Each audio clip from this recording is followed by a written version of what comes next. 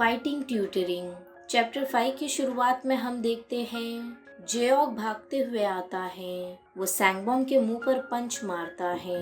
ये देखकर मिंचे खुश होती है। जेओक जोर से चिल्लाते हुए कहता है, अभी तो मैंने शुरू किया है, चलो इसे खत्म करते हैं। सैंगबॉम की नाक से खून निकल रहा था। सैंगबॉम जोर से चिल्लाते हुए कहता है, जेओक तुमने अभी मुझे पंच मारा है। जेओक कहता है, क्या मैं पंच मारने का सिर्फ नाटक करता? मुझे सच में तुम्हें मारना था। जेओक को याद आता है मिंचई ने कहा था, जब उसका ध्यान भटक जाएगा तो तुम टैकल वाली टेक्निक यूज करना। तुम अभी नए हो तो बस ये करना तुम्हारे लिए इनफ नहीं होगा, तुम्हें उसे टैकल भी करना होगा। याद रखो, सैंगबॉम तुमसे वजन में बहुत ज्यादा है और वो तुमसे स्ट्रॉन्ग भी है। अगर तुम सिर्फ प्लेन टैकल करोगे तो तुम उसे गिरा नहीं पाओगे। तो मैं तुम्हें एक स्पेशल टेक्निक सिखाती हूँ। वो ये है कि भागते हुए आना और उसके पैरों के बीच अपना हाथ मारते हुए इसे गिरा देना, जिससे उसे तकलीफ भी होगी और वो अपने आप को बचा भी नहीं पाएगा। तुम्हें अपने शोल्डर से उसके पैरों के बीच उसे मारना है और ये करने से उसे बहुत दर्द होगा। मिंचई जेओक को ऐसे ही गिरा देती है। जेओक कहता है, इससे बस मेरे नीचे नहीं दुख रहा है, मेरी पूरी बॉडी दुखने लगी है। मिंचई कहती है, सही कहा, क्योंकि ये करने के बाद तुम गिर जाते हो और गिरने के बाद तुम्हारी पूरी बॉडी दुखने लगेगी, इसलिए तुम्हें पता भी नहीं चलेगा कि तुम्हें असल में दर्द कहाँ हो रहा है। मैंने तो इस टेक्निक का बहुत बार इस्तेमाल किया है जब मैं न्यू सीख रही थी। सैंगबॉम कहता है, मगर मिंचई, ये टेक्निक कुछ गंदी सी नहीं है, किसी को वहां पर मारना। मिंचई कहती है, लूजर, तुम अब तक अपने होश में नहीं आए हो ना? तुम्हें क्या लग रहा है तुम कोई मार्शल आर्ट के टूर्नामेंट में हो? तुम्हें इस वक्त ये सूझ रहा है कि ये फाइट कितनी गंदी है? तुम्हें बस जीतने पे फोकस करना चाहिए।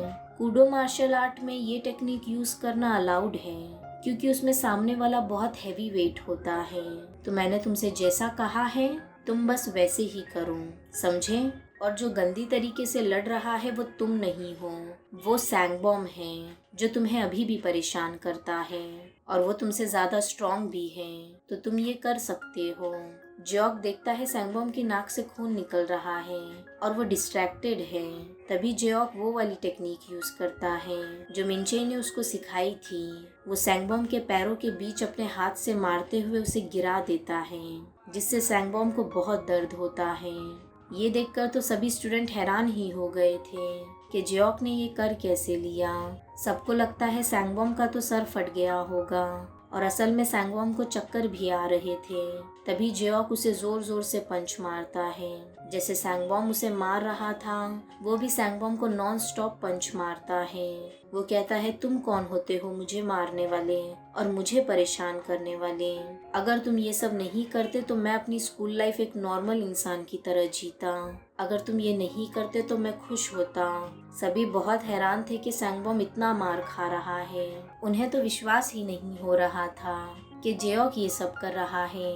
उसका गुस्सा देखकर मिंचई सोचती है, थोड़ा आराम से लूजर, ये फाइट अब तक खत्म नहीं हुई है। जैसी मिंचई ये कहती है, तभी सैंगबॉम जेओक को जोर से पेट पर किक मारता है और फिर वो उसका गला पकड़कर उसे मारने लगता है। वो कहता है, तो तुम सीख कर आए हो कि फाइट कैसे करते हैं? क्या तुम मार्शल आर्ट सीख कर आए हो?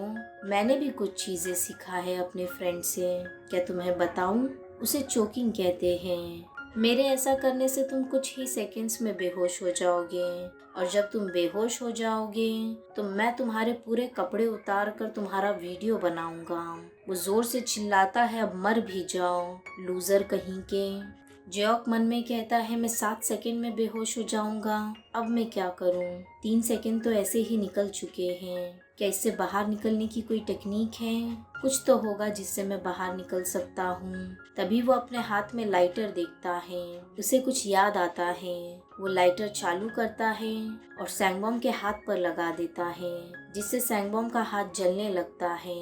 उसे चटका लगता है और सैंगबॉम पीछे जा गिरता है। जेओक कहता है, मैं छूट गया, मगर फाइट अभी तक खत्म नहीं हुई है, मुझे फोकस करना होगा।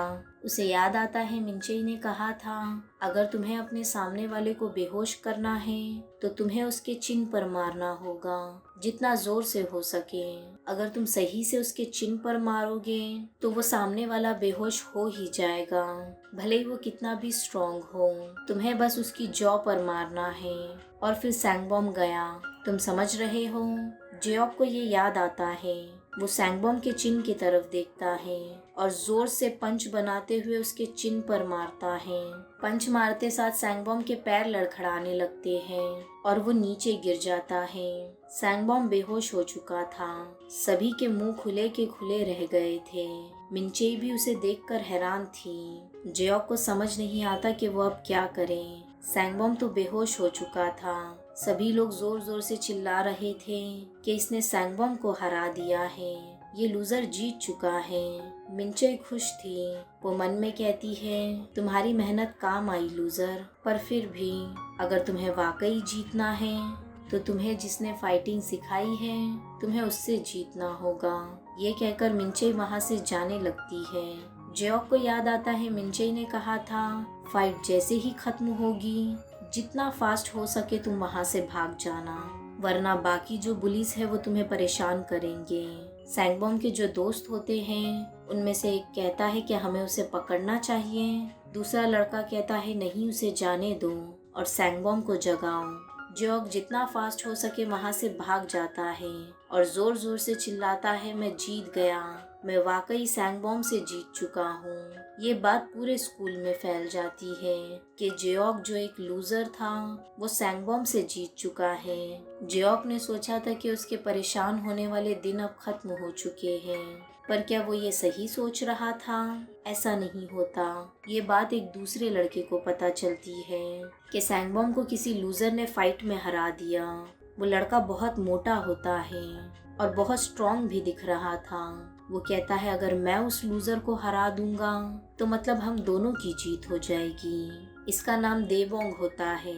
वो 17 साल का होता है और उसका वजन 110 होता है।